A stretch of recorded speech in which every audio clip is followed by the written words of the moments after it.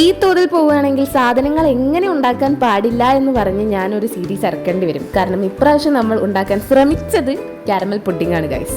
ഈ കഴിക്കുന്ന കാരമൽ തൊട്ട് തുടങ്ങിയതാണ് നമ്മളെ പ്രശ്നങ്ങൾ. ഇത് ഞാൻ ടേസ്റ്റ് നോക്കിയതുമില്ല, കാരണം ചൂടാണല്ലോ. അത് കഴിഞ്ഞ് പുഡിങ്ങിന്റെ വൈറ്റ് പാർട്ട് ഉണ്ടാക്കാൻ വേണ്ടിയിട്ട് കോൺഫ്ലോർ ഒക്കെ മിക്സ് ചെയ്തു ഞാൻ പാലിലേക്ക് ആഡ് ചെയ്തു.